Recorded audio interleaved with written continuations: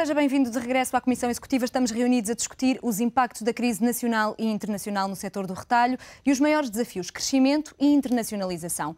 São estes mesmo os maiores desafios do setor em tempo de crise económica, financeira, mundial e também a nível nacional?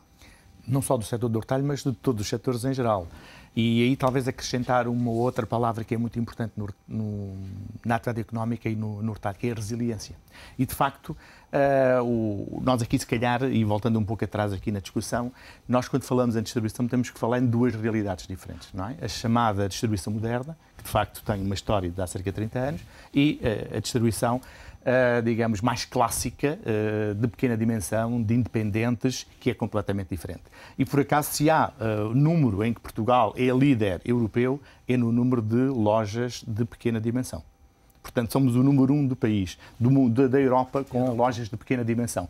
O que, de facto, demonstra bem que ainda há muito espaço, não só para se ter que reduzir e adaptar esse número à realidade do mercado, como também para crescer, chamada distribuição moderna. Há pouco, em termos de resultados, se nós analisarmos os últimos, por exemplo, 10 anos, todos os anos a chamada distribuição moderna cresceu. Cresceu não só em termos de lojas, mas também de volume de vendas. Mesmo nestes anos de crise, isso foi uma realidade. Precisamente porque se soube adaptar a estas mudanças económicas. A transformação permanente que o comércio sofre depende, efetivamente, da capacidade de adaptação dos comerciantes. E o setor da moderna distribuição é um setor que, pelo investimento, pela expansão, pela inovação, tem conseguido andar sempre um pouco, se calhar, à frente, até quase, dos acontecimentos, em vez de andar a reboque deles. E por isso é que é um setor que é, hoje, objeto até de estudo praticamente por todos os países, não só, digamos, os grandes espaços comerciais alimentares e não alimentares, como também, por exemplo, os centros comerciais. A própria franquia, em que nós hoje, cerca de 20 anos depois da sua implementação, já temos um maior número de franqueadores do que franqueadores portugueses. E, portanto, tem havido negócios também que têm sido criados ex novo aqui em Portugal, nessa perspectiva também. E acha que existe um abismo entre essas duas realidades, entre essa dicotomia do retalho tradicional e desta distribuição moderna? Existe aqui uma concorrência desleal entre o peixe e o tubarão? Quase, não, concorrente desleal de forma nenhuma. Agora, existe de facto um abismo, e é um abismo basicamente cultural. Enquanto há um setor ainda do comércio que vê o futuro como se fosse por um espelho retrovisor e, portanto, tanto sempre a olhar para o passado e não o consegue passar, há outro que, efetivamente, tenta estar sempre à frente dos acontecimentos. Eu gosto de dizer que a concorrência é uma espécie de tapete rolante. Se nós estivermos num tapete rolante no sentido contrário do seu movimento, o que é que acontece? Se estivermos parados, ficamos para trás, que é o que tem acontecido a muito setor tradicional do comércio. Se nos limitarmos a caminhar, não saímos do mesmo sítio. Não saímos do mesmo sítio. Portanto, só evoluímos, só avançamos se corrermos. E é isso que a distribuição moderna tem feito. Tem corrido mais. E é isso que o setor tradicional não tem feito? Não tem feito. E porquê? Por falta de apoios ou por uma questão cultural, mentalidade?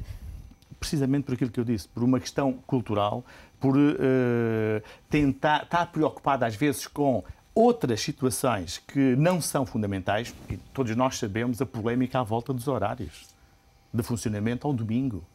Não é? Que já não havia paciência para discutir este tema durante anos e anos. Finalmente está resolvida. Não é? Todos nós sabemos também a polémica sobre os licenciamentos, as novas aberturas. Uma coisa que é normal em democracia e, digamos, numa economia aberta, que é abrirem novos negócios, novas lojas, isso era também criticado e era tentado impedir que isso acontecesse, não é? Regulamentação, o comércio deve ter a mínima regulamentação possível. Nós, contrariamente ao que disse o engenheiro, eu acho que nós temos a regulamentação a mais em todas as áreas, nomeadamente até na área também do comércio. E, portanto, é esta postura, um pouco de inatividade, de queixume, de apontar o dedo acusador sempre ao outro, que tem feito com que muitos segmentos da atividade comercial fiquem parados no tempo e não tenham a energia nem a capacidade de, por eles próprios, evoluir. E isso, se calhar, não é um problema só do comércio. E não é só do comércio, exatamente. Também, isto é transversal para outras atividades também. É também para si, Rony, esta ideia de que o ónus sobre a falência do pequeno comércio ou as maiores dificuldades vêm todas por causa da distribuição moderna? É inevitável. Num processo concorrencial há sempre, em todos os setores, seja o comércio, seja a indústria, seja o que for, gente que sai, gente que entra, os que vencem e os que perdem. Portanto, evidentemente, no comércio a situação também é óbvia.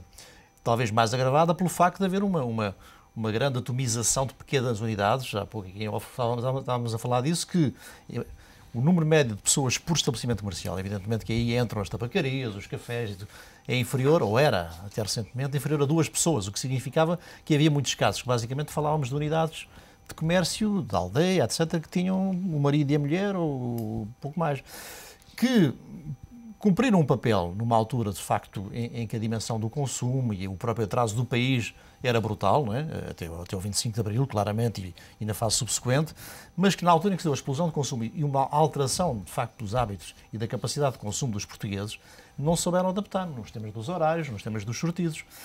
Agora, isso passa efetivamente por um processo de consolidação, de agregação, quer por via de integração de sociedades, quer por via de redes de distribuição, que agora de facto se começa a falar e que houve alguns casos até pioneiros. Por exemplo, a Grula e aquela área toda cooperativa lançou conceitos de franchising em que criavam redes em que os pequenos comércios locais tinham acesso a abastecimento centralizado e ao serviço logístico e, portanto, isso foram passos em frente.